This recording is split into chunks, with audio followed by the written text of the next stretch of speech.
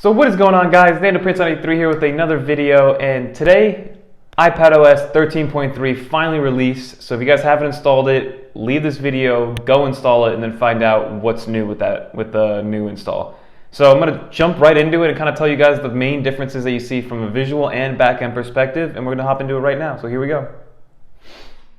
So there are 5 to 6 main differences between 13.2.3 and now 13.3. And in my opinion, 13.3 is the last main iteration of iPadOS/iOS 13 that we're going to see. I doubt we're going to see a 13.4 before we see 14.0. So I'm going to hop right into it and show you guys what the differences are.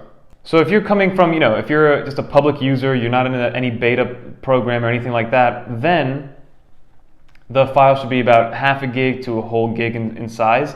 Versus if you're coming from the beta program, it's anywhere between 3 and 4 gigabytes. So keep that in mind if you guys are a public developer or a public beta user versus just a public user. I am on the public version of 13.3, so just keep that in mind in terms of how much space you need. So now the biggest visual and functional difference is gonna be a killer for children, for kids whose parents have them on screen time controls. So if you go into the settings, go into screen time, you guys will notice that there's a communications limit tab now. Obviously with screen time, you can set app limits, which I showed you guys that little hack on how to passcode protect your individual application. So communication limits kind of works hand in hand with just overall limits that you can set through the screen time application or the screen time settings. So you can basically designate what contacts that your son or your daughter will not only receive, but also make calls towards. So you can set these, so you can kind of keep it so, hey, if you're within your allotted screen time, you can call whoever you want. But when it's on downtime and you've reached your limit, you can now set specific contacts to who is allowed to call them and who they are allowed to call. So let's say it's 10 o'clock at night on a weekday, you can tell them, hey, if I'm not calling you, then nobody should be calling you. So that's the biggest new functional difference that you see right off the bat is communication limits on who you can communicate with, and it works for phone calls, messaging, and FaceTime. So sorry guys, but good luck.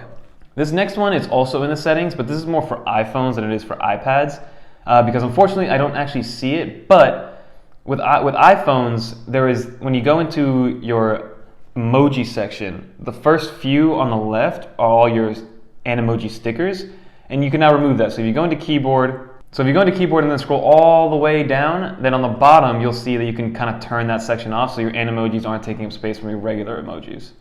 Another big one is around security. So I don't know if you guys know, but a lot of, especially banking apps, and Apple uses multi-factor authentication. So what that means is, let's say you're logging into your iCloud because you need to access it from a different device. You'll get pinged a 6-digit code to one of your main devices, one of your main iOS devices, and then you have to put that 6-digit code in, and it allows you to use iCloud on that other device. But now, if you come from, especially the cryptocurrency world, right? If you come from that world, Safari now supports NFC, Lightning, and USB key authentication. So what that means is now, if you have a laptop, key authentication was pretty common because it's a key that goes into a USB port, and once you have that plugged in, there's no need for multi-factor authentication because that is your multiple factor of authentication. But with iPads and iOS devices, that wasn't possible because nobody's ever made a USB key for an iPhone because it's only Lightning. So now you can do it through Lightning. Obviously USB-C was also always functional. You can do regular USB, so if you have a dongle like I showed you guys in the last one, you can plug it into there, and NFC tags. So people make NFC keys where you can kind of just tap it on your iPad, on your iPhone, and then boom, that gives you access, and that's your multi-factor, so it knows that it's you and it's not somebody trying to hack into your private information. So I thought that was nice that Apple added. And then another one, which I'll show you guys, it's in the Photos app. So if you go into Photos, go into a video, right? So this is me, obviously.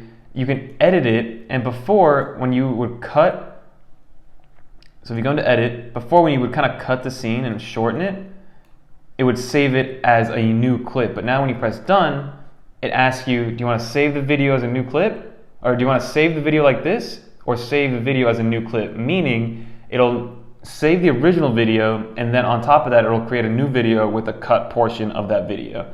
So that was a nice little addition because before, it would only cut the video, get rid of what was cut out, and you basically didn't have that again unless you reverted the video and reverted the edit. But in a nutshell, guys, that's pretty much it. You're gonna see performance upgrades. Obviously there was a modem firmware update. Again, I only have the Wi-Fi model, so data is not really an option or a hindrance to me because I don't rely on data connectivity, but that's updated for iOS devices all across the board, especially if you have an iPhone.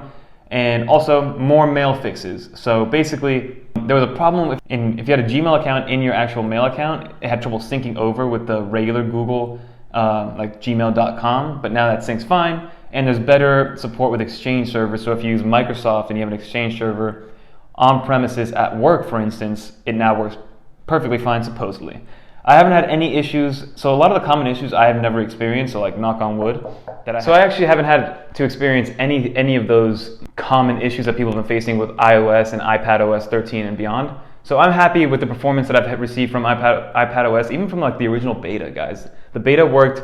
Sure, at that point I expected glitches. It was the first version of iPadOS 13.0, so I expected a few glitches, and I did experience a little bit, but nothing that ruined my functionality of what I was using the iPad for. But that's gonna do for this video, guys. Hopefully you enjoyed and learned a little bit. I got a couple more videos lined up. I'm gonna do like top 10 tips and tricks you didn't know about iPadOS yet. And then also I'm gonna review this really cool tablet stand. So stay tuned, don't forget to like, comment, subscribe. Comment below what you guys think of iPadOS 13.3. Did you guys update right away? Are you waiting to see if there's any bugs that need to be touched on with maybe 13.3.1? But for me, it works perfectly. I'm enjoying my iPad, and again, I'm gonna make a review on like 6 months with only an iPad, because it's been since about September. So September, October, November, December. When we get to January, I'll do like a 5-month review and let you guys know what my process has been like. So hopefully you guys enjoyed. Until next time, peace.